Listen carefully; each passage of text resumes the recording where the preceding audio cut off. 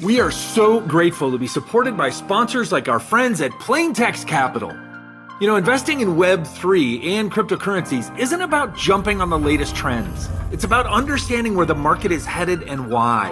Plaintext Capital is a digital asset investment firm focused on long-term strategies backed by deep research, backing the best Web3 companies and protocols, and investing in the newest asset classes of the future. They believe that Web3 crypto will drive digital innovation for decades to come, creating significant value for investors. In fact, their team of highly skilled professionals work with institutions and serious individual investors who want clarity in a space full of hype and noise. So if you're looking to cut through the chaos and invest with purpose, Plaintext Capital brings a disciplined, high-conviction approach to investing. You can learn more and meet the team at plaintextcapital.com.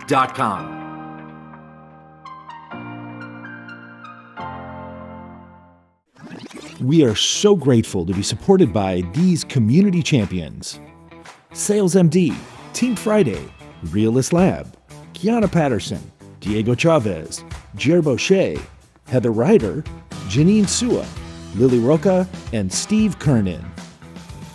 Hey there, it's me, Rob Ryan, and welcome back to another episode of Stoppage Time here on Friday, August 29th. That's right, September is right around the corner. Oh my goodness. We've got a long holiday weekend, so to speak, here in the U.S. coming up, but August has been fascinating. August has been a bit of a journey. It's been, not gonna lie, it was a slower month for us as far as new shows, new efforts here on the podcasts. But it gave me some time to kind of unplug a bit, do some offline stuff. Also gave me a little bit of time back in the beginning of the month, earlier in the month, to just try to relax a little bit, while then spending the rest of the month kind of working on sales and working on sponsorship conversations, working on our new studio side production business, as that is beginning to come along with our first two shows, which you'll see out in the wild sometime over the course of September in collaboration with our client partners on those. So super exciting times, but August was maybe a bit of a good time to just kind of breathe it in for a little bit for me, which was healthy because it's going to be a big push to the end of the year. Lots of cool opportunities and good stuff going on. So, but it was my conversation this week on the latest episode of Entrepreneurial Thinkers that dropped Thursday for your enjoyment and listening. And as I always say, please go like, follow, subscribe, comment on, send us DMs about. But please repost on your socials, share with your friends if you listen to it or watch it, because that's what literally gives us the juice to be able to keep going and keep building this. But I had this opportunity to sit down and have a conversation with my good friend, Adriana Eguía, who I've known for almost a decade from Tijuana. She's the chairperson of the Tijuana Economic Development Corporation. And the conversation got me thinking about a lot of my favorite places and my favorite people, and frankly, just kind of how we have lost our way, even in my own kind of personal, selfish context of how we've lost our way, the collective we, globally, how we've lost our way, even just since 10 years ago when I met Adriana and so many of the good people in Tijuana. And frankly, it's maddening for me in a lot of ways, and some days more so than others. We see the obvious problems and challenges as plain as day, yet we seemingly kind of keep going further and further down this path where obvious solutions and good policies are basically lied about, ignored, or disbelieved simply because it wasn't like your team that came up with the obvious idea, solution, or policy. And a lot of the conversation, obviously, with Adriana and talking about Tijuana, focused on immigration, focused on economic and policy certainty, focused on global trade. And that led me to just kind of this reflection throughout the course of the week that it saddens me, but it is fixable, that we just seem to have devolved into a world that doesn't seem to stand for things as much anymore, as much as we as individuals kind of define our personalities around the things that we're against, right? So like we know that these things, the good things are good. We know that they're good for our country. We know that they're good for the world at large. We know that they're good for business. We know that they're good for us as people, as humankind, right? They're all instigators of forward progress for humanity. And yet we're allowing ourselves to kind of be duped into thinking that these things are bad or out of date by a bunch of strangers online, politicians that we don't really have any personal connection to, or just generally kind of the stories that float through our very busy, very overwrought media world that we kind of consume too much of on a daily basis. Like, we know better than this. And we know better than to allow ourselves to fall into these us against them, zero game winners and losers type of mental frameworks.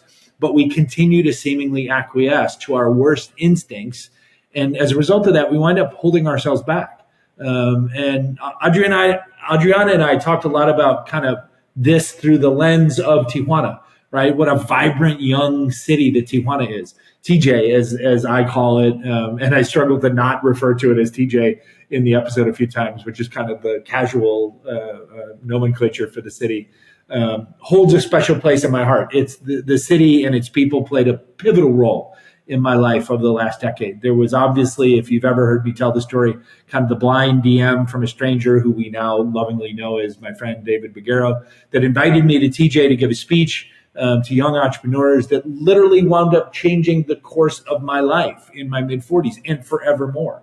I am a different person. I look at the world differently. The work that I do, the things that I'm passionate about, is literally like a dramatic shift as a result of that single DM, that single text message, so to speak. And as David and I have joked over the years in presentation after presentation after presentation all across Latin America, like a single DM, a single text message can truly change the world. It can change your lives.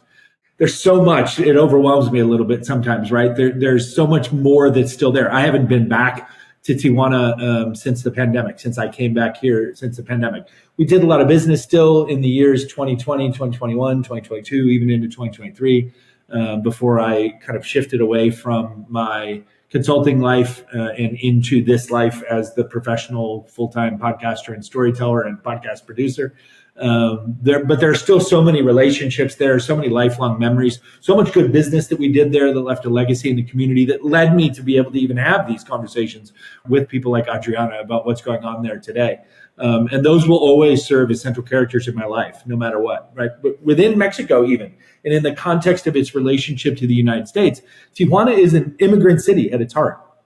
Even Adriana, who's one of Tijuana's great leaders now, came to Tijuana from neighboring Mexicali, which is the actual capital of the state of Baja, which is the Mexican state just to the south of us, Baja California. Technically, in historic terms, we're Alta California in the Spanish-speaking Mexican context. So all of this vibrancy, all of this opportunity, all this economic development and growth that's happening in this part of Mexico is literally right there adjacent to Southern California and the United States. But it's our federal government's dramatic and uncertain policies on immigration and on trade and on all these other cities that now cause so much uncertainty to the Tijuana story, right? So ultimately, again, like, you can believe it or not believe it, but it is fact. Like, we are all deeply connected in 2025. My travels around the world over the last 25 years of my life that I've been very privileged and very fortunate to be able to do, spending immense amounts of time in places both near and far outside the United States, forever shaped my perspective on a number of different things, but primarily it shaped my perspective on the fact that we are all far more similar and like one another than we are different. Everything in the narrative in our social discourse nowadays, as I say, in this way we've lost our way, is trying to tell us that we are so much different, that we are so exceptional and so unique from the others that we look across the table or across the street at, or across the border at, or across the globe online at, right? And I can tell you with 100% certainty from personal experiences, piled upon personal experiences and tens of thousands of personal relationships in Latin America and across the world, that we are so similar. Tijuana is a gateway city for trade between the U.S. and Mexico. By the way, Mexico is our largest trading partner and our closest regional ally.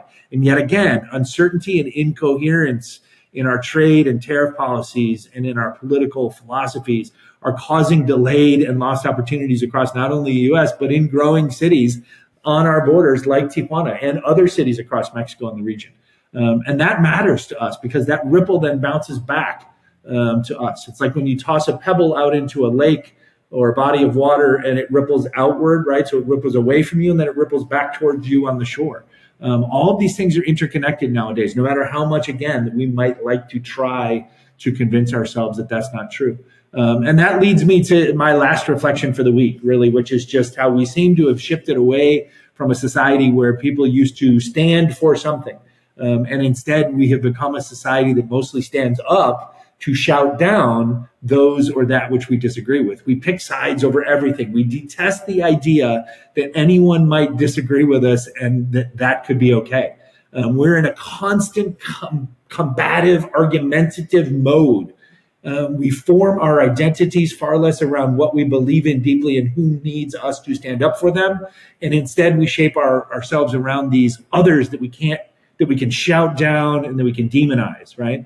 One of the great takeaways from the conversation with Adriana was that amidst all this uncertainty and these delays in Tijuana as a result of the policies here in the U.S., through her leadership and the leadership of her organizations that she's a part of, they've decided to kind of use this time to define and reinvest in who they are, to like lean into the best of their strengths, which in the case of Tijuana is young, talented, educated people. They have a massive population of young, talented, highly educated people throughout their community. They've decided to lean back into community. They've decided to lean into collaboration across sectors. She talked about how the Tijuana Economic Development Corporation works so closely with local universities and then conversely with the local government, no matter who the politicians are in charge of the local governments or the state governments at the time, right? And that how basically their thesis at this point was, okay, we cannot control the outside variables that are buffeting up against us and causing all this uncertainty. So what we can do is we can focus on making what we already know is the strength of ours even stronger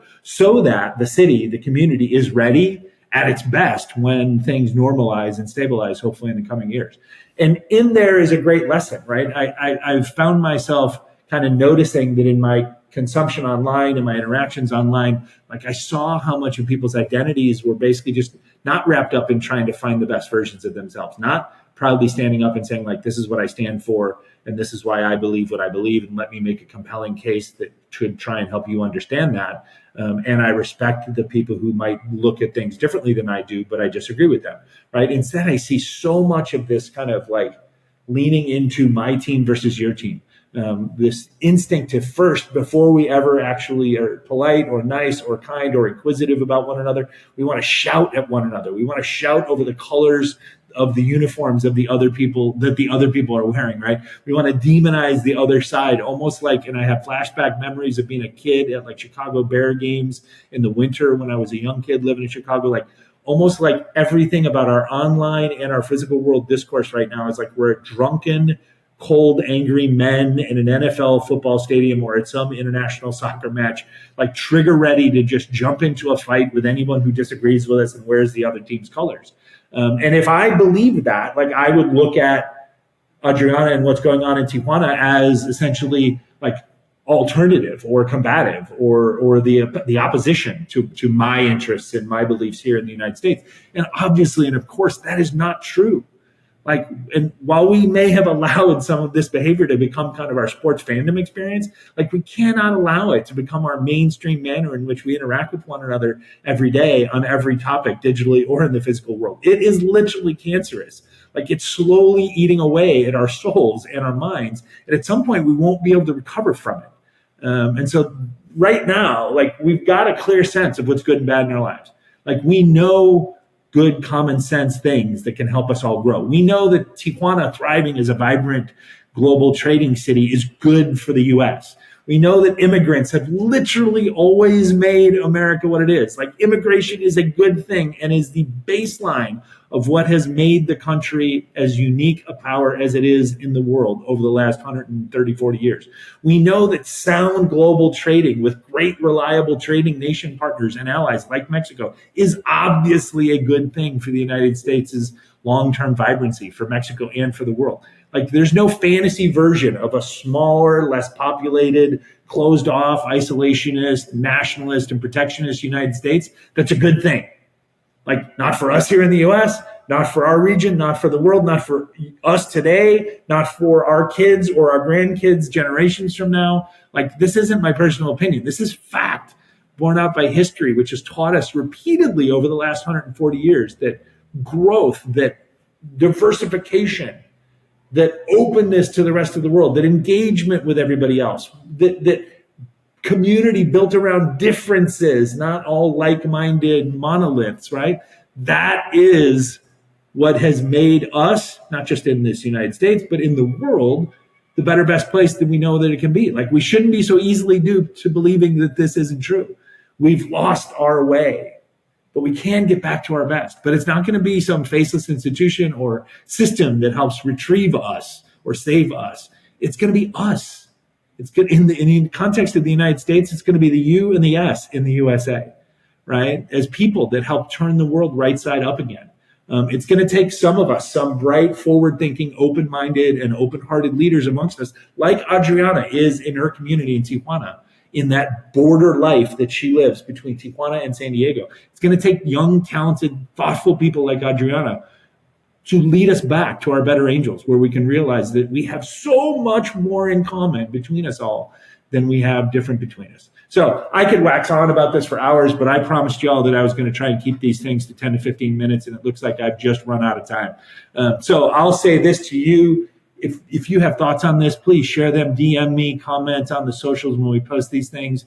I wish you peace, joy, and some time outside this weekend, and maybe a little bit of courage to find your better angel and bring out the better angels in the people around you, because that is ultimately what gets us to where we want to go. So I love spending my stoppage time with you on a Friday afternoon. Sending you big love and hugs. Peace. We are so grateful to be supported by sponsors like our friends at Haney and Company. You know, we all know that in today's complex financial landscape, having a trusted advisor can make all the difference.